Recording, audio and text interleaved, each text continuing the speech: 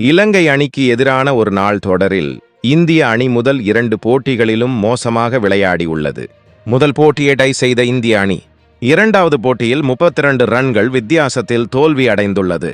இதற்கு இந்திய அணியின் பயிற்சியாளர் கௌதம் கம்பீர் செய்யும் விஷ பரீட்சைதான் காரணம் என ரசிகர்கள் அவரை விமர்சித்து வருகின்றனர். குறிப்பாக மிடில் ஆர்டரில் அவர் செய்யும் மாற்றங்கள் இந்திய அணியின் பேட்டிங்கை கடுமையாக பாதித்திருப்பதாக ரசிகர்கள் சுட்டிக்காட்டுகின்றனர். முதல் ஒரு நாள் போட்டியில் வாஷிங்டன் சுந்தர் 4ஆம் வரிசையில் ஆட வைக்கப்பட்டார். அதனால் மிடில் ஆர்டரில் ஸ்ரேயாஸ் மற்றும் ராகுல் சற்று பின்தங்கிய நிலையில் பேட்டிங் செய்தனர். 2வது ஒரு நாள் போட்டியில் 4ஆம் வரிசையில் சிவம் துபேவும் 5ஆம் வரிசையில் அக்சர் பட்டேலும் பேட்டிங் செய்தனர்.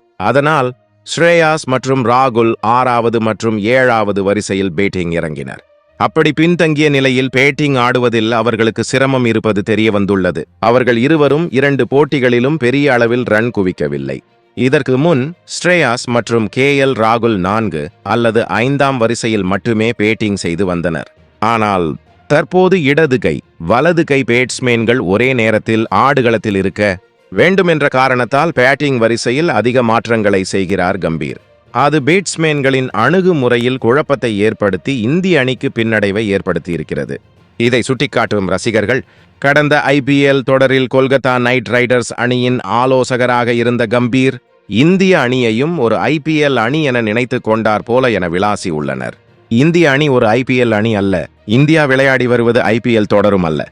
இந்தியா விளையாடி வருவது IPL தொடரும் அல்ல. இங்கே ஒவ்வொரு போட்டியிலும் இந்திய அணி வெற்றி பெற வேண்டும் என்பதை கௌதம் கம்பீர் நினைவில் வைத்துக் கொள்ள வேண்டும்.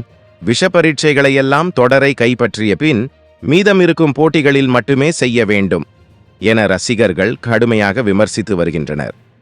கிரிக்கெட் செய்திகளை உடனுக்குடன் அறிந்து கொள்ள நியூஸ் கிரிக் சேனலை சப்ஸ்கிரைப் செய்து பாருங்கள். நன்றி, வணக்கம்.